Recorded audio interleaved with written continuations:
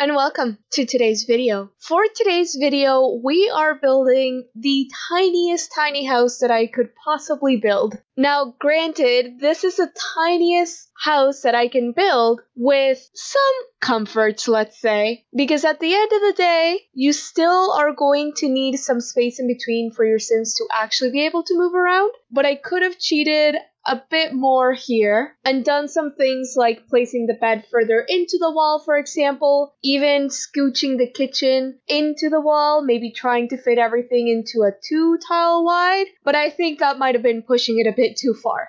Now, this tiny house is only 14 tiles. And no, you heard that right. It's 14, a 1, and a 4. It is completely functional, and you'll see a little jump here and there with me going out of the game and bringing a sim, playtesting everything, and then going back into it. I believe the desk was the only thing in particular that I changed. I tried to get both a desk and a dresser underneath the bed. Yes, I'm using the lofted beds on this one, but unfortunately, that wasn't really going to work. You could either make one thing function or the other. The issue here is that typically if you have something functional that is not supposed to work underneath the bed, then the bed won't work. So what really made this tiny house possible is that it's for a single sim, it's not for 2 sims at all, unless you really wanted to rotate their sleeping schedules. But the lofted beds are a godsend. They are what made this whole thing possible by being able to put the lofted bed. The new function for sims to relax while on the bed also helped a lot because this means you could put a wall-mounted TV. There isn't one that is as small as I needed in the base game, so this one is a size down TV. There are a couple lights that do glitch a bit, but it's perfectly functional, so I'll call it. If I really wanted to get way above and beyond on this one, I could have even put a shelf and put a small TV on top of it. But it worked the way that I had it, and I think I've built enough tiny houses that I kind of know what works and what doesn't. So there wasn't a lot of time that I needed to playtest this house, but it does work. It's not a matter that I didn't take the time to playtest it, it's just more of a matter of I don't need as much time to playtest it.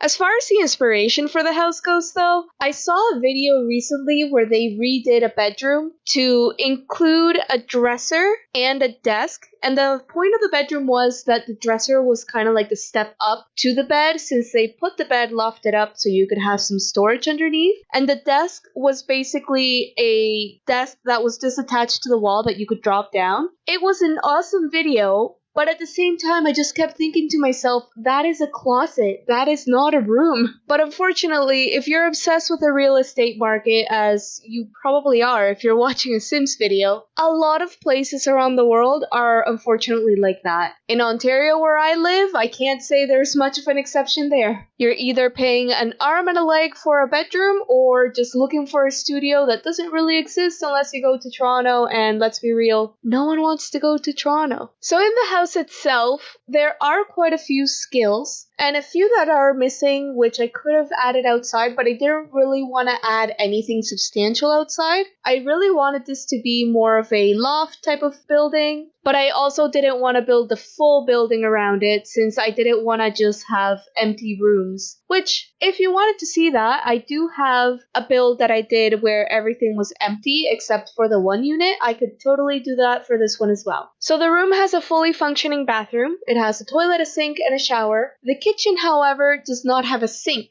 It has a dishwasher, and if you really wanted to use a sink, the Sims will go to the bathroom sink. So I figured that worked out. The inspiration for that is IRL tiny houses where, more times than not, they'll have a single sink for the household. We are talking about very little square footage, so it's understandable. I did have enough space to add a garbage can. I needed a tile to put the door, and since the kitchen is all scooted over just a tiny bit, I was able to fit a garbage can without it glitching out the door. And since we have a lofted bed, we had the opportunity to put a desk underneath it. So, of course, I took that chance and put a computer on there. Now, I did try to put just a single tile table and add 2 chairs. Try to see if maybe you could have one for the computer and one for just maybe sitting down to eat. But that's part of the things that lofted beds don't like. The bed will just stop functioning. But I did add some books on the desk. so those actually function as a bookshelf. So you have a computer and a bookshelf and a TV. So you have more than one thing to increase your skills in comedy, in cooking, in writing, in whatever it is that you really wanted to do. You have most of it here. Some of the things you don't have would be things like woodworking or painting. I probably could have even put a guitar somewhere, though your sim would have probably freaked out not knowing how to use it. But